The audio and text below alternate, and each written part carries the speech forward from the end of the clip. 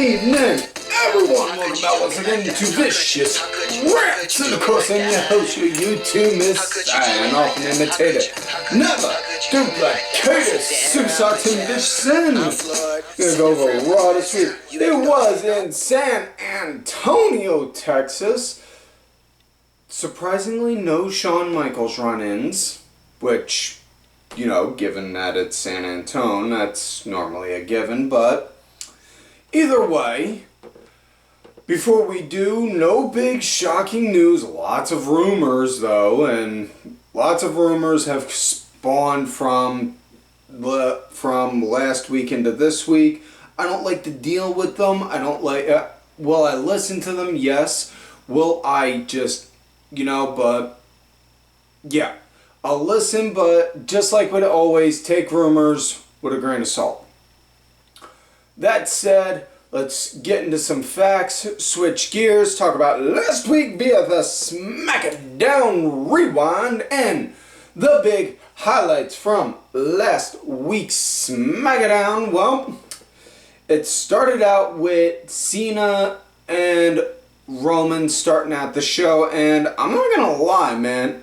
It was good. I mean, it was, well, the exchange of words itself weren't, but if you sat there to just read in between the lines almost, you got it, because in a way it was a lot like on how it was with Cena versus Rock at Mania, the promos leading up to that.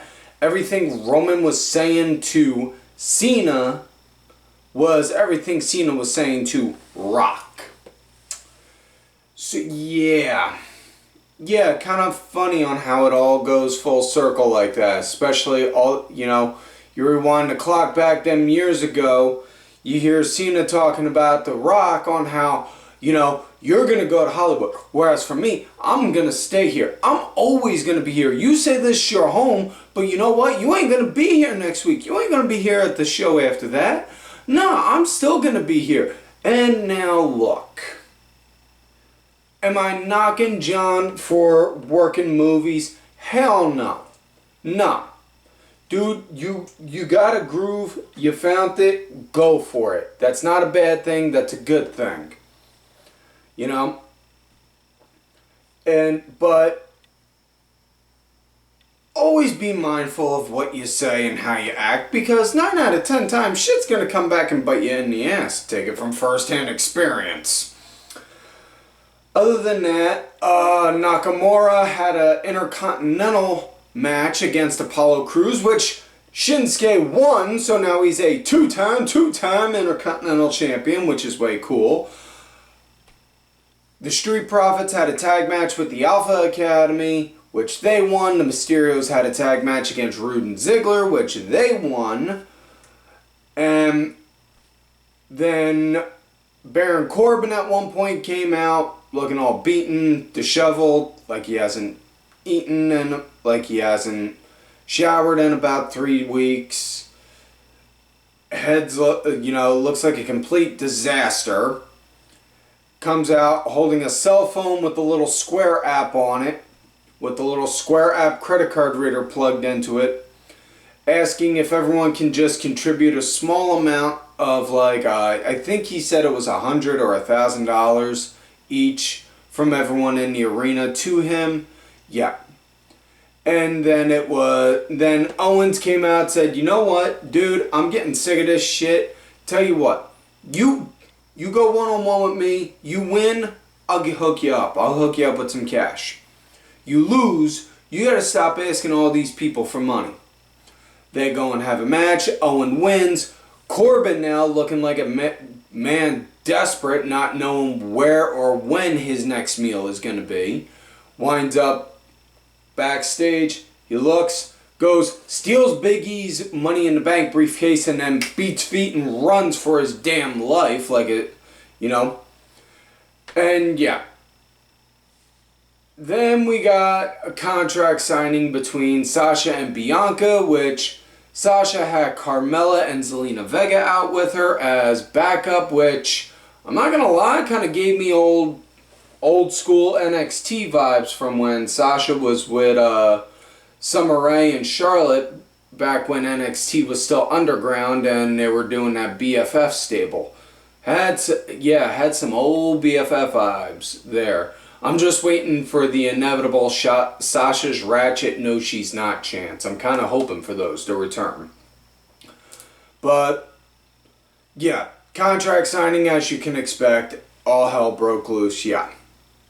So now that we're done that, let's get into this week's show. Raw, it starts out Randy coming out, getting ready to explain why he RKO'd Riddle at the end of Raw last week, why he no longer feels that RK Bro should be a thing, and then Riddle comes out.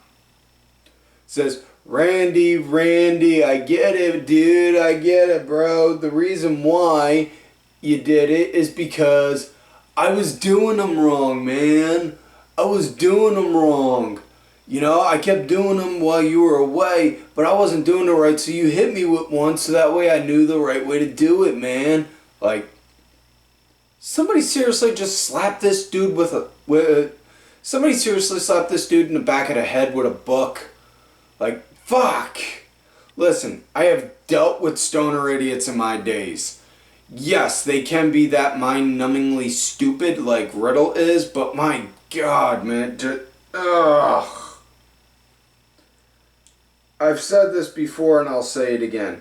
Shaggy from Scooby-Doo is a better representation for the stoner community than Riddle ever could be.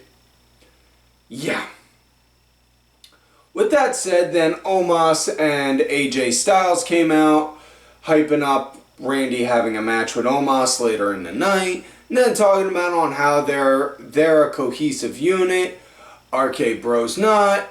Then this, that, and the other. Then Riddle winds up issuing a challenge to AJ, and now we get to our first match of the night. Right at the start, right at the start of the match, Riddle standing there, asking Randy, begging him, pleading with him, stay at the corner, just stay here with me. Randy, fuck this, walks off. Randy walks off. As far as the match goes, it was solid back and forth throughout the entire way. Like, non-stop until the end. It was good. It was damn good. I fucking liked this match. This was a damn good match. Match came to an end, though, when Riddle, his knee all busted up from getting hit with a calf killer and getting worked on through the match, was going up to the top to go and do either a moonsault or something, but got up there. Omos just standing outside, walking past, not even saying nothing to him, just walking past like do-do-do-do-do-do-do-do. Riddle sees him start saying something to him, and then AJ, boom, knocks him, clips him, and then sets him up, hits him with a Styles Clash, 1, 2, 3, stick a fork in him. This man is done. Next up, we got women's action. Nikki A.S.H going against Rhea Ripley with Charlotte on commentary. And the main story in this match right here, honest to God, was Charlotte being on commentary, because that's where the main focus was. If you... trying to think the right way to say this. For the television audience, the main focus would be the commentary. Now, for the audience in attendance, obviously, they're not going to hear the commentary. They're going to be paying attention to the match. But for the television viewer, it was, okay, the match is secondary. Everything, the big stuff going on is right here with Charlotte hyping up the match on how, she feels she got wronged, she got duped and all that jazz, and on how and all that, and hyping up the SummerSlam match. I was all fucking for that. It came to an end when Ripley wound up hitting a riptide, and then Nikki wound up freaking snapping and then did a beatdown on Charlotte. And then fast forward later on into the show, Charlotte says something to Adam Pearce and Sonya. They say, well, you could do one of two things. you can hold on to that frustration until the pay-per-view coming up this Saturday, or you can find somebody and we can have a tag match tonight and then you can settle it in the ring tonight. Charlotte says she'll settle it tonight. We'll get to that when we get to it. Next up now, we got Drew McIntyre in a fucking handicap match. Gonna try and be cool-headed when I go off on this. What the fuck, man? What the fuck? I fucking hate the ideas of handicap matches because you got, especially with the way that this one was built, you got these two big giant dudes. You got one dude who's 7 foot. You got another dude who's roughly about McIntyre's height. And then you got them both losing to McIntyre, having Drew go against Veer and Shanky. Just what the fuck? You make the tag team itself look like a piece of shit. Like they can't win a fucking. They can't. These two guys right here cannot beat this one sole single individual right here. That's what you're telling me. You know, I just want you to think about this for a minute. Picture in their heyday, the Road Warriors. Hands down, all time, my favorite tag team of all time. The Road Warriors in their prime, all mean and fierce. You know, not afraid to go and take liberties on somebody if they needed to. You put them in a handicap match against somebody built like Drew McIntyre. Are you telling me that the Road Warriors would walk out losing that match? Just, ugh. And I know you can make the argument, well, that's that team, but this is a completely different team. It's the same concept, though. Ugh. Anyways, like I said I would try and keep cool. Did not do it real well. Anyways, also this had hands down some of the most stupidest stipulations I could think of, because if McIntyre lost, he wasn't allowed to bring his sword down to the ring. But if Veer and Shanky lost, Jinder would not be allowed to have them two come down ringside for their match coming up this Saturday at SummerSlam. And yeah, listen, I get we got stakes. There's stakes, and you know, stakes give reason. Reason builds matches. But you really? I mean, you couldn't make it like if. Listen, I get that for Veer and Shanky, but why say something about a fucking sword? I mean, if he was actually using it, like trying to take swings at people on a regular, then that'd be one thing. That'd give reason. But no, he's just walking around holding it. You know? That's like seeing a dude holding a cane, getting ready to go, looking like he's going to swing at somebody, but you're always looking like, that motherfucker never swung that thing in his damn life. You know? Anyways, Drew got the win by doing the Claymore to Shanky. 1, 2, 3. Yeah. Next up, we got Damien Priest going against The Miz. And this came to be because Johnny Nitro Morrison Mundo Impact, insert last name here, Esquire the 23rd, was hosting his own interview talk show, Moist TV, which, okay, let's roll out the Moist memes, people. Let's bring them on out now. Can we? No? No? God damn it, what am I paying you people for? Yes, I am actually paying people to handle production for this. It's not like I just kidnapped them. Put that sign down. Nobody's coming to save you. Anyways. Morrison was doing Moist TV, which then had his guest, The Miz, asking the tough questions. What's your favorite movie, Miz? Any of the Marine movies I starred in. How are you feeling? I feel great. Did you fake your injury? John, let me ask you this. Would I lie to you? No. Correct. Do you think I would lie about an injury? No. Correct.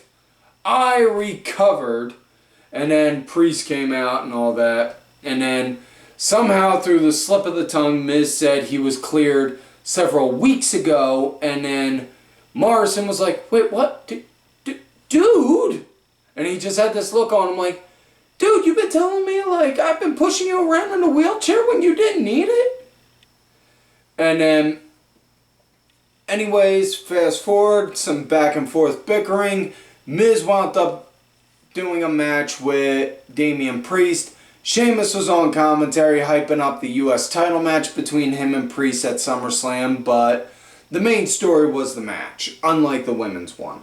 But, man, I gotta give main props to Miz on this because doing that match, not just in dress pants, although we could talk about the fact that those dress pants were seriously a cut way above the ankle level to where they almost looked like capris, and wearing Gucci loafers while doing this match. Dude, I give mad credit on that. Fucking loafers?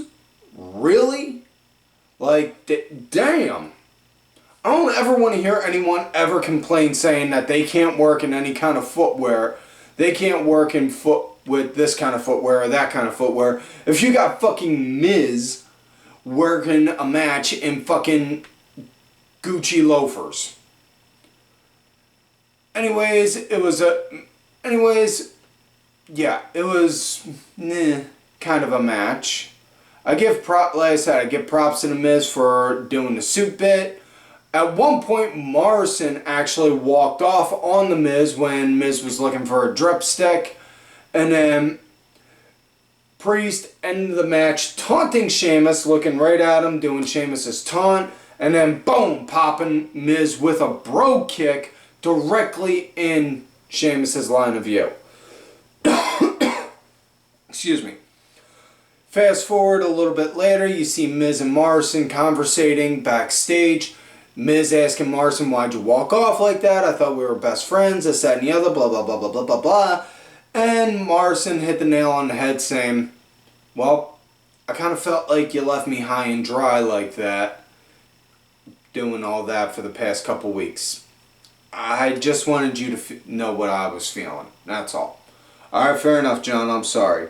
Tell you what, we'll make it up to you. This Saturday coming up will be America's Most Wanted all across the desert. People are awfully thirsty in deserts, you know, and all that jazz. All the while, Kofi and Woods are behind them with completely doing like the silent mime skits, holding up a dry board saying, buy our new shirts, holding up a New Day shirt and all that jazz. Now we come to Mace versus Mansoor. And Mace pretty much manhandled Mansoor throughout the entire fucking match. This was a fucking murder more than anything. Mansoor, any moves he got was like the equivalent of flicking your arm. Like, yeah. And Mace just threw it off, but the shots he did get were when he missed going on something. That's when Mansoor was able to get some offense in. Fast forward to the ending though, Mansoor trying to go for a roll-up. Mace drops down, drops his weight down on him. Refs count 1, 2. Ali, boom, pops a drop kick onto Mace, and then Mansoor gets the win via a fucking roll-up.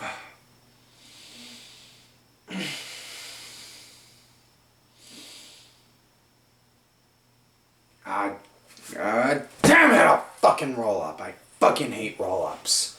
Lazy fucking endings. Why don't you just have somebody kick out of the finisher 10 times and then do a fucking roll-up? Ugh.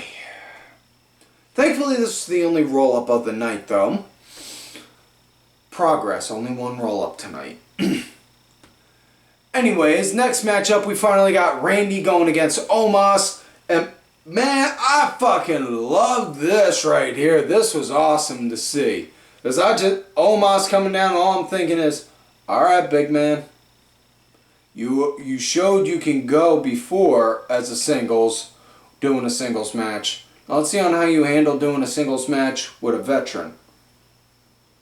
And fucking A, Randy just let him go and let him dominate.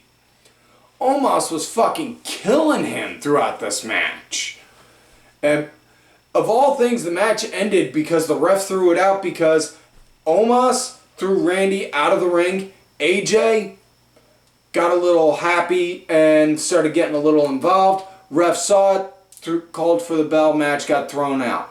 Nothing ever got said about technicalities on who won or who lost. But afterwards, then they started doing a post-match beatdown, beating the ungodly shit out of Randy until Riddle comes out to save the day. And then Riddle just looking at Randy like, come on, bring it on in, bro.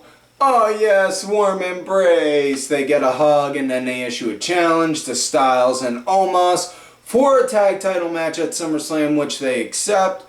Now, next match, we got Karrion Kross going against Jeff Hardy, and very short match. What I actually wanted to see with Kross on fucking Raw, because it was very short-lived. He beat the shit out of Jeff before the match when Jeff was still in Gorilla, and then when he came out, beat him up some, put him in a cross jacket. That was it. Tap out. So now we come to the main event match, not closing segment, but main event match of the night. Rhea Ripley and Nikki A.S.H going against Charlotte and, drumroll please, Nia Jax, which, not a surprise given, Nia was given Charlotte saying, she can handle it. And then going and getting a big powerhouse. Why not? Nikki was the punching bag for the opening of the match. Rhea got the tag in, was doing good getting offense in, but then started getting the shit kicked out of her. Now, one thing that was kind of fun, it was actually, I thought it was really funny. And I'm not sure if it was meant to be funny or not, but at one point, Nia, she did a hip attack on Nikki in the corner and then just kind of did like a Rikishi stink face on her. And all I could think is, there is some dude out there watching this show right now with a very sad, warped mind thinking he would be happy to take that. Let's move forward before I wind up saying something that's going to get me hit in the back of the head. Yeah, Rhea, she got put on. Rhea then started getting a whooping done to her. Nia was about to go and finish it. Looked like she was about to go for a Vader bomb. Then Charlotte tags herself in, comes in, hits Rhea with a natural selection. 1, 2, 3, that was it. Now we come to the closing segment of the night. Goldberg, yeah. Goldberg talking about on how, he's mad as hell because Lashley and MVP last week spoke his son's name, and then Goldberg mentioned his son Gage, saying now things aren't like a war before, where now through the power of the internet you could go and see all kinds of matches. You can see all the stuff from my past, but that ain't enough. You need to see the real deal, so you're going to see your old man in action. And then come this Saturday, you're going to see your old man become the WWE champ. Lashley steps in, says that's not going to happen. It's the normal back and forth, I'm going to win, no, I'm going to win, kind of squawking. It ends with Goldberg spearing Lashley and... oh, God. Listen, I get that they're trying to build Goldberg as a dominant beast for this match, but here's the thing. And I honestly, I really am trying to give the benefit of the doubt, even though despite the fact I openly carry this with no problem, I am not a Bill Goldberg fan. Let's rewind the clock back, 7 months ago. Royal Rumble, ring a bell? Opening match, Goldberg, Drew McIntyre. The big build-up for that was Drew said no to Goldberg because that'd be the equivalent of him fighting his dad. It just... no. It's still too fresh. You know? It feels too fresh still. Now, honestly, if this was like... And I'm not saying I wanted this to happen, but I'm just saying if this was like a year, maybe 2 after that match, well, wouldn't necessarily feel like, so are we just going to gloss over on how he got his ass kicked in like less than 5 minutes? No? Oh, okay. Yeah. So, anyways, that's it. That's it for this week's show, folks. So please, don't forget to like the video, subscribe to the channel, go back, watch some of the other episodes when you can. Look for me on the Twitter at Tim Vicious. Also, I'm on the Facebook gimmick, Tim Ash. If you look for me on my Facebook gimmick, let me know you found me on there in the comments here, or hit me up on my Twitter at Tim Vicious and tell me you did so and think I creep John going. Ugh. Also, thank you to my executive producer, Ollie Ray Ben, who did provide music for this week's show. Make sure y'all check it out. It's on iTunes, Spotify, SoundCloud, YouTube, all that good shit. Details are down below. Also, thank you to contributor of the show, LFC Lingerie Fighting Championship. They're a little bit of wrestling, a little bit of MMA, and a whole lot of attractive women wearing a little bit of nothing. And folks, don't forget to follow these cool-ass cats already on the Twitter. Kenny Killer, DSB_RB, Diabolica RA, Sergeant Curry Pants and Dubs in your face. And folks, like I always say, you love me great, you hate me. Fuck you.